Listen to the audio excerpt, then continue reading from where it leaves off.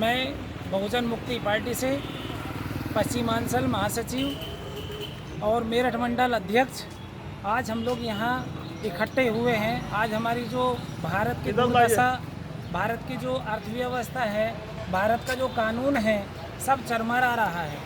आज कोई भी बहुजन समाज का व्यक्ति को ये नहीं दिखाई दे रहा कि हाँ वो उस तरीके से ठीक है। आज जो मर्जी आती है सरकार की, वही बिल, वही कानून, वही अध्यादेश पास कर लिया जाता है। उस पास करने में कि कौन इसका जिम्मेवार है। मैं उन लोगों को भी बोलता हूं जो हमारे SC ST माइनॉरिटीज़ के जो आज MP MLA बैठे हुए हैं सरकार में, मैं उनको भी दोषी मानता हूं। वो दोषी सबसे ज़्यादा इसलिए हैं कि जो समाज की पीड़ा लेकर के, समाज ने अपनी पीड़ा उनको सुना करके, उनको इकट्ठा करके उनको वोट दिया, उनको चुना, उनको MP MLA बनाया, उनको लोकसभा में, संसद में पहुंचाया, केवल इसलिए कि हम लोगों की वो लोग बात उठाएंगे, वो लोग हमारी परेशानियों को उठाएंगे। आज हमारा जो वर्ग है, गरीब तबला और कुचला हुआ दबा कुचला वर्ग, पसमानदा वर्ग, जो अनुसूचित जाति, अनुसूचित जनजाति, पिछड़ा वर्ग, पिछड़ा मोर्चा, जितना भी है सारा समाज दुखी है। लेकिन आज जो भी है वो कारण हम लोग कहते हैं EVM मशीन से है, क्योंकि EVM मशीन से आज तक जो भी चुनाव हुए हैं वो कोई भी अच्छे आधार पर, उन्हें सत्यता के आधार पर नहीं माना जा सकता, क्योंकि सुप्रीम कोर्ट में भी उसको चुनौती दी गई और वो साबित करके दिखा दिया था। आज जो हम लिखित करके कोई चीज़ मैं आपको दे दूं कि ये आपके पास में मैंने लिखित में दिया है, आप कभी भी उठाएंगे उसको वही चीज़ मिलेगी। आज नेट का ज़माने में EVM है, EVM को उठाएंगे, कहीं से भी डिलीट किया जा सकता है, EVM को कहीं से भी अप डाउन किया जा सकता है, बढ़ाया घटाया जा सकता है, तो कोई वो उसमें निष्पक्षता नहीं है।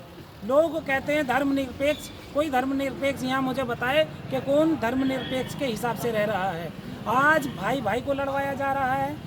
आप मुझे बताइए कि आज सिख हो, मुस्लिम हो, ईसाई हो, लिंगायत हो या अन्य पिछड़ा वर्ग हो या अनुसूचित जाति हो, ये कहीं अलग से थोड़ा ही आया, हमारे देश का है, मूल निवासी है।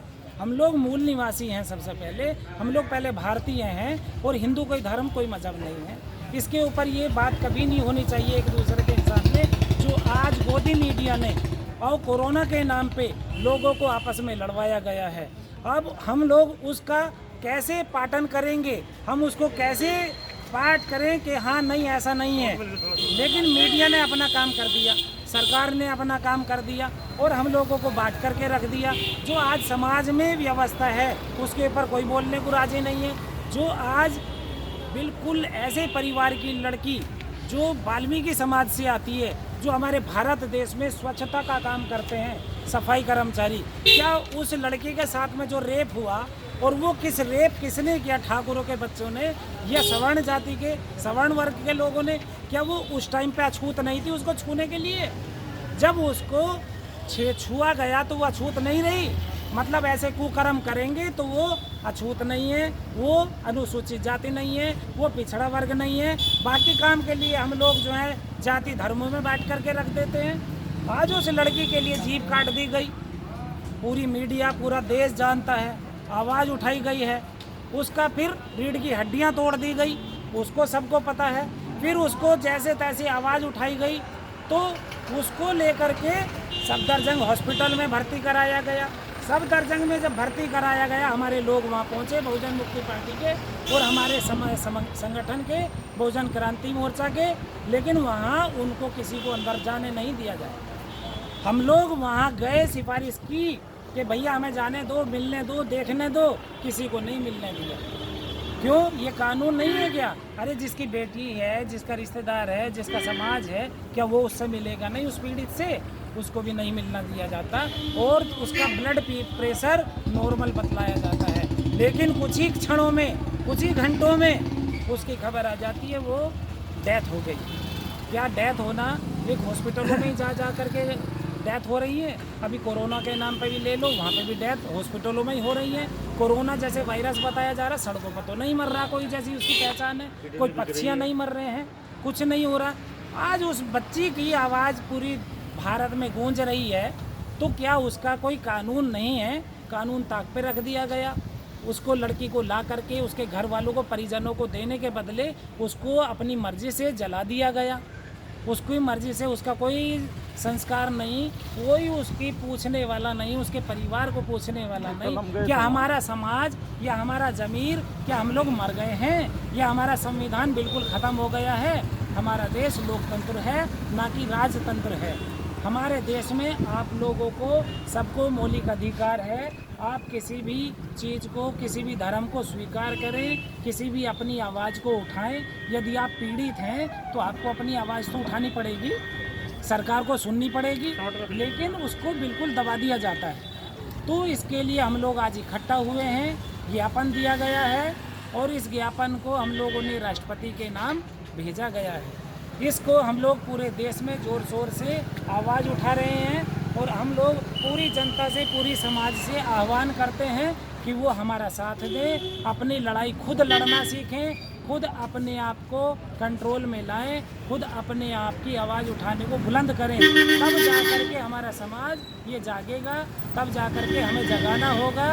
अन्यथा हम लोग ऐसे ही उठते मरते पिसते रह जाएंगे और हमें कभी किसी के दल में अलग बदल दिया जाता है, कभी किसी की। तो हमें विचारधारा दलित की नहीं, हमें अम्बेडकरवादी विचारधारा चाहिए।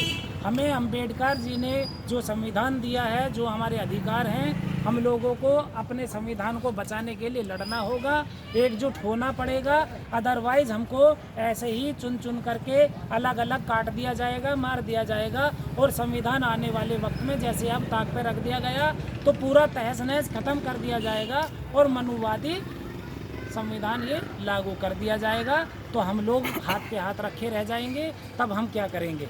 हम लोगों को इसके साथ में जगना होगा। हम लोग जनता के द्वार द्वार जा कर के बहुजन मुक्ति पार्टी और हमारे जो सामाजिक संगठन हैं वो काम कर रहे हैं और जगाने का काम कर रहे हैं। अभी आने वाला जो चुनाव है, यहाँ उपचुनाव है, उसमें मैं आप लोगों से अनुरोध करता हूँ कि वो बहुजन मुक्ति पार्टी के विचारधारा से जुड़ें और तब जाकर के उद्धार होगा। नहीं तो समाज में आरएसएस मनुवादियों ने अपने अपने गुर्गे छोड़ दिए हैं कि भाई वो उसको काटे, SC ST को अलग करे, माइनॉरिटीज़ को अलग करे, मुस्लिम समाज को अलग काटे। तो ये वोट का भी यहाँ पर बराबर काटने का प्रयत्न किया जा रहा है। तो इसको हम लोग कोशिश करें, एकजुट हो करके विचारधारा से जोड़े लोगों को कि विचारधारा हमारी अम्बेडकरवादी होनी चाहिए, ना कि दलितवादी होनी चाहिए।